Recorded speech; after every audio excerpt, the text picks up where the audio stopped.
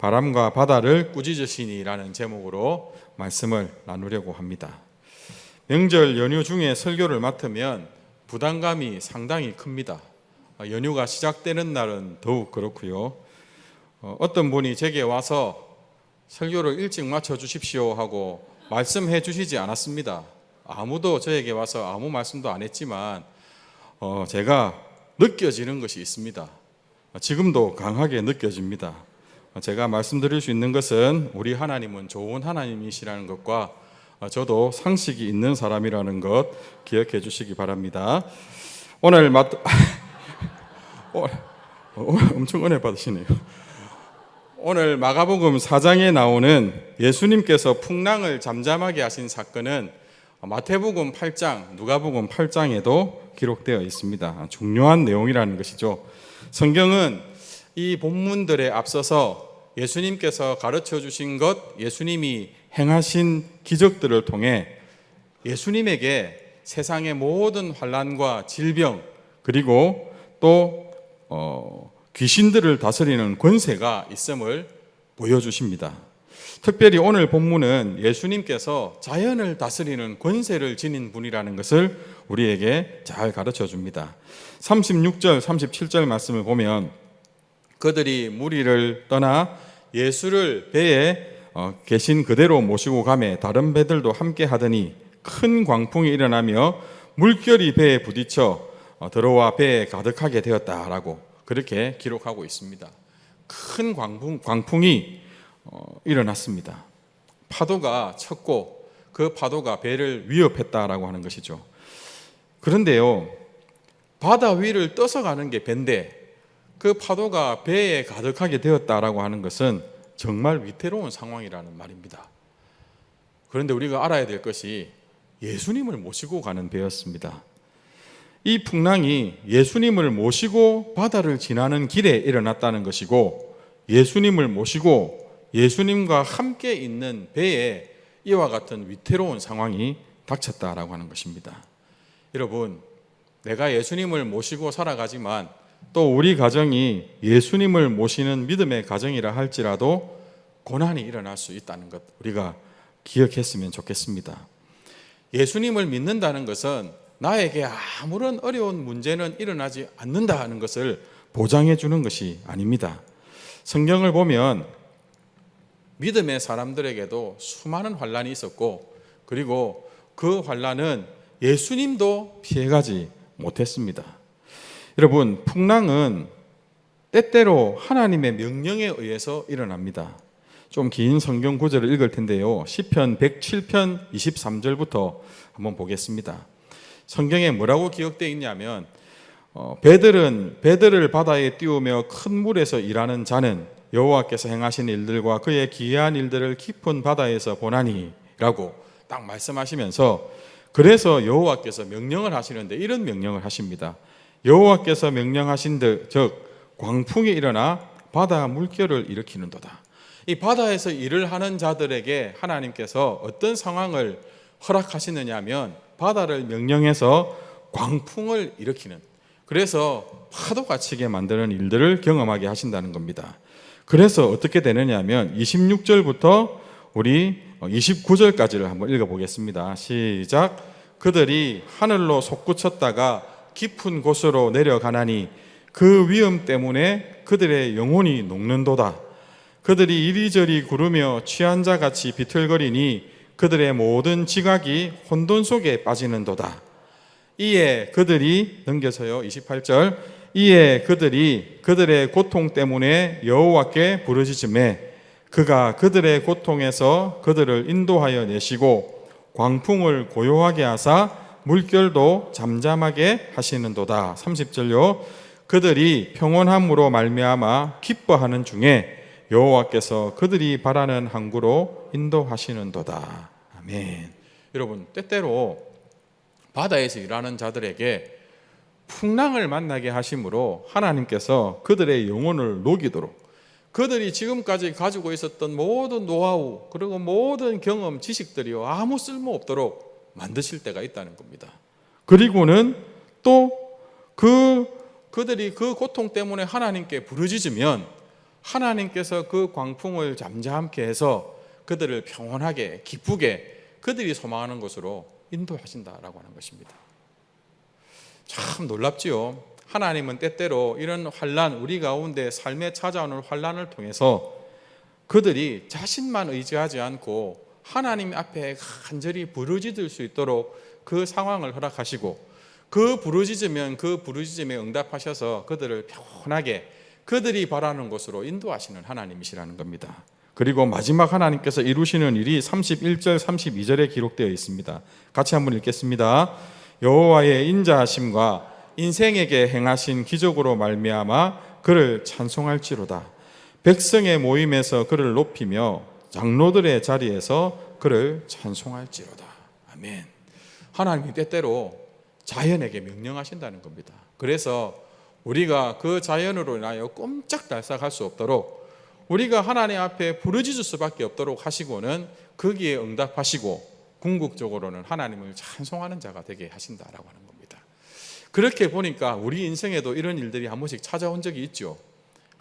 예상치 못했던 환난 때문에 어려움을 당했지만 하나님 앞에 부르짖어 간구하게 하셨고, 그리고 그때 응답하신 하나님 때문에 내 평생을 하나님을 예배하는 자로 살게 하셨던 그런 은혜가 우리 가운데도 다 있을 줄 압니다.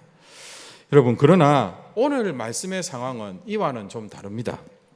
오늘 예수님은 풍랑을 경험하시고 그 바람과 바다를 꾸짖으십니다.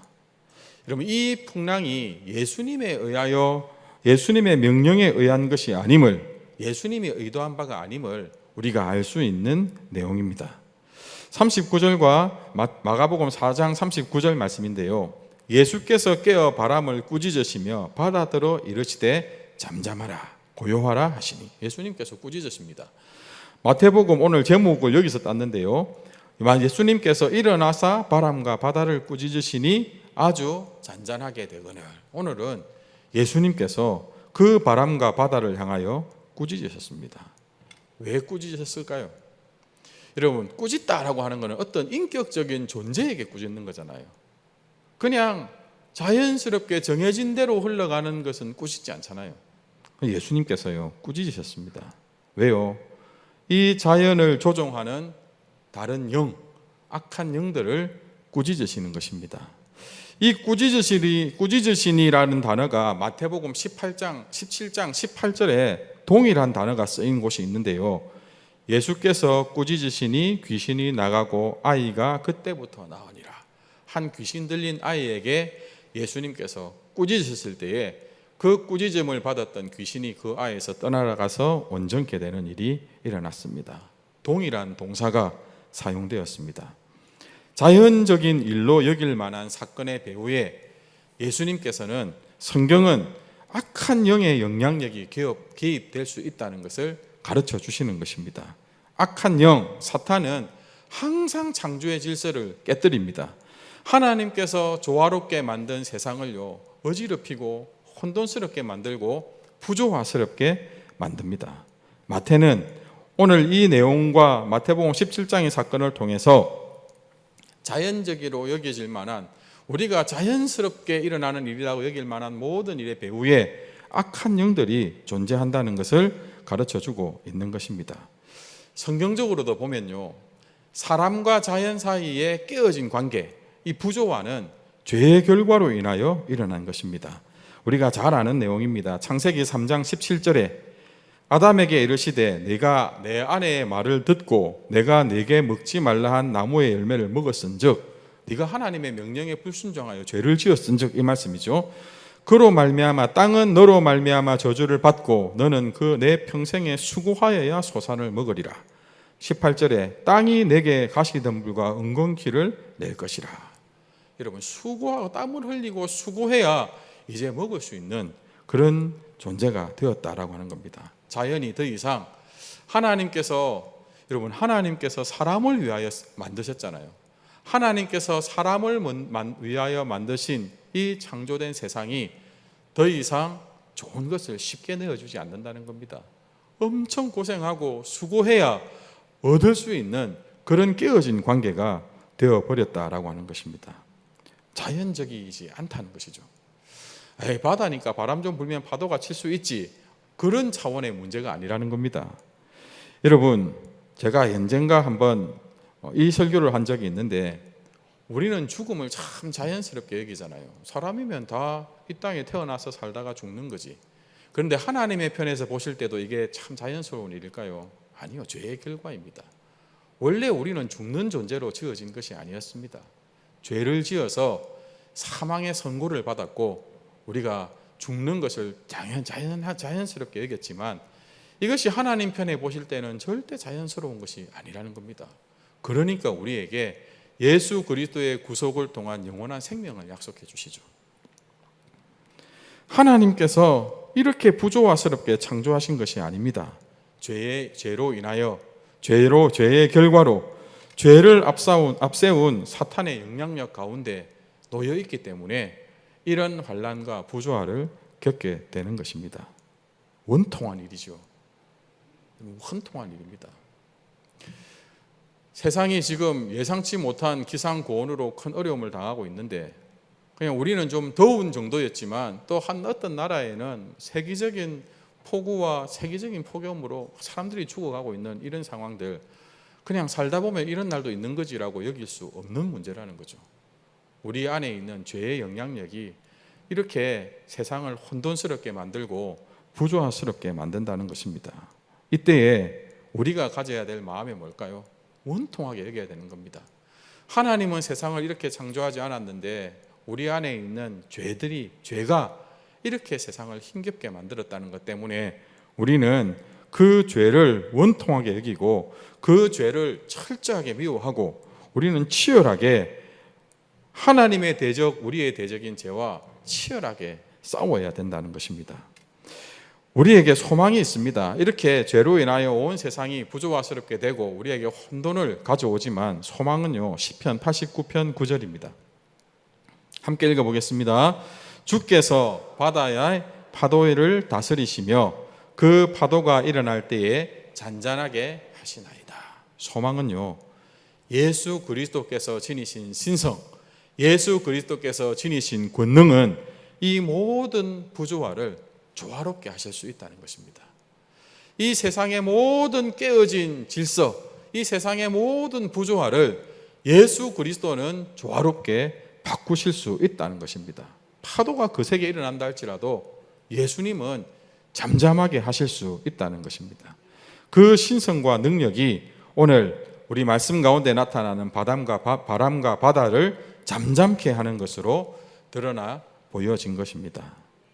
여러분, 사건과 우리의 감정 배후에 있는 악한 영들을, 그 영들이 존재하는 것을 우리가 꼭 인식할 수 있었으면 좋겠습니다. 그냥 우리가 느끼고 눈에 보이는 것이 전부가 아니라 우리 주위에 일어나는 여러 사건들과 내 안에 일어나는 온갖 감정들 안에 악한 영들이 수시로 틈타고 악한 영들의 역사가 있다는 것, 우리가 꼭 인식했으면 좋겠습니다. 예수님께서 고난받아 죽으시고 다시 살아나실 것을 제자들에게 처음 말씀하실 때였습니다. 베드로가 항변하며 이렇게 말합니다. 안 됩니다, 주님, 그리하지 마십시오. 이 일은 결코 일어나지 않을 것입니다. 그 말은 일어나서도 안 되고 무슨 수를 써서라도 자기가 그 일은 일어나지 않도록 막겠다, 이런 의도지요. 예수님을 사랑하고 예수님께 대한 충성심으로 한 말입니다. 그런데 그때 예수님께서 뭐라고 말씀하십니까? 우리가 잘 아는 대로, 사탄아 내 뒤로 물러가라. 네가 하나님의 일을 생각하지 아니하고 도리어 사람의 일을 생각하는도다. 예수님께서요, 그 베드로의 열정적인 말을요, 사탄아 물러가라고 꾸짖으십니다. 왜요? 그 말의 배후에 역사하는 것이 악한 영들이라는 영임을 예수님께서 말씀하시는 것이죠. 우리가 잘 아는 대로 요한복음 13장 2절에 보면 가룟 유다가 예수님을 팔려고 할 때 그 첫 시작을 누가 일으킵니까? 사단이 마음에 예수를 팔려는 생각을 넣었다라고 기록되어 있습니다.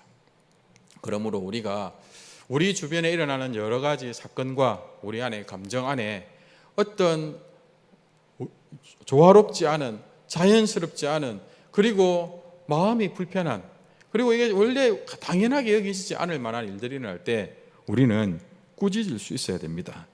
예수님의 이름의 권세를 가지고 예수님께 그 문제를 놓고 기도하고 또 주님의 말씀에 순종함으로 예수님께서 우리에게 약속해 주신 권세를 받아 악한 영의 실체와 맞서 싸울 수 있어야 됩니다. 여러분, 그것이 성도입니다. 세상에 예수님을 믿지 않는 자들과 똑같은 모습으로 모든 것을 보고 모든 것을 듣고 똑같이 행동하면 무엇이 세상과 구별되는 것이겠습니까? 우리는 악한 영들의 존재를 알고 그것을 잘 분별해서 주님께서 주시는 권세를 가지고 꾸짖고 그리고 바로잡을 수 있는 그 사명을 가진 자라는 것입니다. 예수님께서 오늘 이것을 말씀을 통하여 분명히 가르쳐 주십니다. 이 풍랑이 이는데 예수님께서 주무시고 계시니까 얼마나 피곤하셨겠습니까? 예수님의 사역으로 얼마나 피곤하셨으면 풍랑 중에도 예수님이 주무셨겠습니까? 주무시고 계시는데 제자들이 그 예수님을 깨우며 말합니다. 선생님, 우리가 죽게 되었는데 우리를 돌아보지 않느냐? 이 선생님이라는 단어에 좀 불편함이 가질 수도 있는데 마태복음에 보면 주여라고 하거든요. 이 마가복음은 앞서서 이 기적 앞서서 예수님이 가르치신 내용이 맞는데 그 가르치신 내용에 합당한 그 가르치신 참 스승이라는 의미로 강조했다고 보면 될 것 같습니다. 주여 구원하소서 우리가 죽겠나이다 하고 죽겠다고 예수님을 깨워 흔듭니다. 그때 예수님께서 그 제자들에게 뭐라고 말씀하십니까? 이제 됐다, 내 깨웠으니까 됐다, 이렇게 말씀하셨을까요? 40절 말씀입니다. 같이 한번 읽어보겠습니다. 이에 제자들에게 이르시되 어찌하여 이렇게 무서워하느냐? 너희가 어찌 믿음이 없느냐 하시니. 왜 믿음이 없냐고 책망하십니다. 믿음으로 어떠니 이겨낼 수 있는 문제라는 것이죠. 두려워할 문제가 아니라는 것이죠. 믿음이 있어야 이길 수 있다는 겁니다. 믿음이 있어야 무서워하지 않고 이런 여러 문제들에 맞설 수 있는데 왜 믿음을 가지지 않느냐, 가지지 못했느냐 하고 책망하시는 겁니다.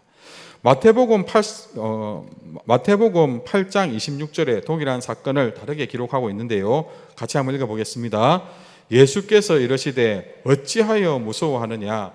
믿음이 작은 자들아 하시고 곧 일어나사 바람과 바다를 꾸짖으시니 아주 잔잔하게 되거늘. 믿음이 작은 자들아 하고 믿음이 크지 못한 것, 큰 믿음을 소유하지 못한 것을 책망하십니다. 하나님은 우리가 큰 믿음 갖기를 원하십니다. 믿음이 크면 우리가 넉넉한 믿음을 준비하면 이런 풍랑과 같은 문제가 우리를 삼킬 수 없다는 것이죠. 위협할 수 없다는 것입니다. 여러분, 없어서 못하는 것이면 할 수 없지만 여러분, 우리가 많이 가지고 있고 많이 가질 수 있는데 그것을 사용할 줄 못하고 활용하지 못하면 그것은 문제이지 않습니까? 이 믿음에 대한 설교를 할 때 자주 등장하는 한 예화인데요. 미국 텍사스 이란이라는 시에 예이츠 풀이라고 하는 사람이 살았습니다. 이 3차 대공황 시대에 그가 집을 사고 또 대출하고 했던 돈을 받지 못해서 엄청나게 궁핍하게 살다가 어떤 부분은 그가 궁핍하게 살다가 죽었다 하고 어떤 사람은 정말 뼈저리게 가난한 가운데 그가 거의 죽게 되었을 무렵에 그 집 아래에서 유전이 발견된 겁니다. 그 집에서 이제 유전이 있을 거라는 어떤 짐작을 하고 지질학자들이 그 집 아래에 이제 시추봉을 심고 탐사를 했는데 엄청난 양의 유전을 발견한 겁니다. 하루에 수백억, 우리나라 돈으로 수백억이 되는 그 기름이, 석유가 쏟아져 나오는 그런 유전을 발견하게 되었다라고 하는 겁니다. 자기 집 아래에 엄청난 유전을 두고도 그것을 몰라서 전혀 활용하지 못해서 굶어 죽게 되었다라고 하는 거죠. 여러분, 우리는 다 하나님께서 우리에게 믿음이라고 하는 엄청난 자산을 복음으로 주셨습니다. 예수 그리스도께서 이미 다 이루어 놓으시고 너희들은 내 이름의 권세를 가지고 마음껏 능력 있게 쓰임 받으라고 그렇게 우리에게 믿음의 유산을 주셨는데 우리가 깨닫지 못하고 그것을 활용할 줄 몰라서 많이 놓친다는 것이죠. 마가복음 4장 41절입니다. 결론이 이렇습니다. 그들이 심히 두려워하여 서로 말하되 그가 누구이기에 바람과 바다도 순종하는가? 오늘 이 사건은 예수님이 누구신지를 보여주신 사건입니다. 지금까지 말씀하셨던 예수님이 직접 제자들에게 예수님이 누구신지를 보게 하신 사건이라는 거죠. 지금 예수님과 함께 있잖아요. 그 예수님의 가르침을 받고 예수님의 능력을 경험하고 그 예수님의 중보를 받는 제자들이 그 예수님을 믿음으로 활용하지 못하는, 그 예수님께서 주셨던 그 귀한 권능을 전혀 활용하지 못하는 제자들에게 보여주시는 사건입니다. 가장 먼저 제자들에게. 왜냐하면 이 제자들이 이제 곧 예수님께서 떠나가시면 예수님이 하시는 일을 이어받아 해야 될 자들이기 때문입니다. 오늘 마태복음은, 마가복음은, 누가복음은 우리에게 동일한 이 예수님의 기적을 말씀을 통해서 보여주시고 가르쳐 주십니다. 왜 가르쳐 주실까요?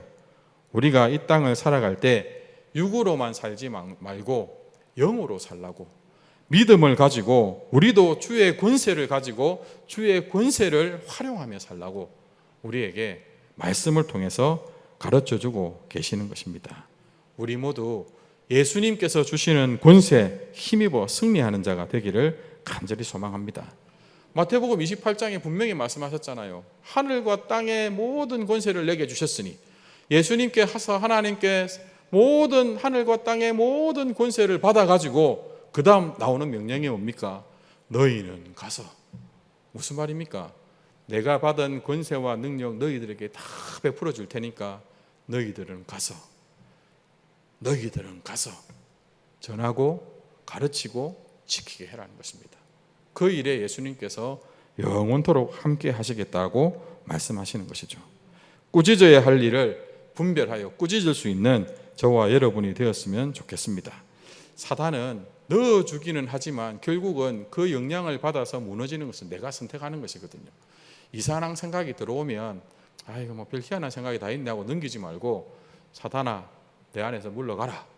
내 안에 나는 하나님의 거룩한 전이고 하나님의 거룩한 뜻을 감당해야 될 자인데 이런 생각을 넣고 있나 하고 꾸짖고, 내 안에 들어가는 생각도, 내 주변의 상황에 대한 여러 가지 의심과 두려움도 우리가 기도하고 예수 그리스도의 이름의 권세를 힘입어서 물리칠 수 있어야 된다는 겁니다. 잘 분별해서 즉각 처리해야 우리가 사로잡히지 않고 우리가 깨끗함으로 주님 앞에 쓰임 받을 수 있는 것입니다. 바람과 바다를 꾸짖으셨습니다. 육을 가지고 싸우지 말라고, 나를 붙들고 있는 악한 영이 있지만 믿음을 가지고 영으로 싸워 이기라고 말씀하고 있습니다. 추석 연휴입니다. 가족들을 만나러 이제 또 떠나가고 믿는 가족, 믿지 않는 가족들 다 만나게 될 텐데, 아마 만나면 거의 모두가 참 살기 힘들다, 참 어렵다, 이런 말들이 많이 나올 겁니다. 그때에 이 모든 것들이 참 하나님께서 우리를 사랑하지 않거나 하나님께서 계시지 않아서가 아니라 우리 안에 있는 죄악 때문이라는 것을 알고 다시 한 번 더 딱 다짐하고 우리는 죄를 멀리하고 죄와 싸워서 이기는 자가 되자, 그렇게 나눌 수 있는 우리 성도님이 되셨으면 좋겠습니다. 또 그렇게 말할 수 없는 상황에서도, 여러분 추석이면 우리는 연휴도 끼고 가족들을 만나고 해서 좋지만, 여러분 하나님 편에서 보시면 이 추석이나 설 연휴는 어떻게 될까요? 우리나라가 국가적으로 우상 숭배하는 날이잖아요. 하나님 앞에, 우리나라는 기독교 근간의 국가가 아니니까 우리나라가 온 민족이 온 백성들이 하나님이 싫어하시고 미워하시는 우상 숭배를 행하는 때잖아요. 우리가 가는 곳곳마다 오늘 주님께서 주신 권세를 가지고, 권능을 가지고 선포합시다. 마지막 찬송이 그렇더라고요. 선포하라 능력의 주. 그죠? 선포하라 찬송이 나오더라고요. 오늘 이 말씀 딱 붙들고, 그래 모든 일들의 배후에 역사하는 악한 영들을 우리가 예수 그리스도의 십자가 그 보혈의 능력, 승리하신 예수 그리스도의 권능으로 선포해서 우리의 믿지 않는 우리의 가정이, 친족들이, 그래서 우리의 모임이 더 이상 우상 숭배하는 가정 말고 하나님을 예배하고 찬송하는 가정이 되도록, 그리고 영원하신 하나님의 나라를 소망하고 여전히 이 땅 가운데 하늘과 땅의 모든 권세로 세상을 다스리시는 하나님의 다스림 가운데 기뻐하며 즐거워할 수 있는 가정이 되도록 우리가 선포하고 축복하고는 저와 여러분이 되었으면 좋겠습니다. 성도님들의 가는 걸음걸음마다 세상에 참 소망 되시고 참 기쁨의 이유가 되시는 주님이 선포되고 그 이름 가운데 함께 기쁨으로 찬양하는 복음의 능력이 나타나게 되기를 소망하고 축복합니다.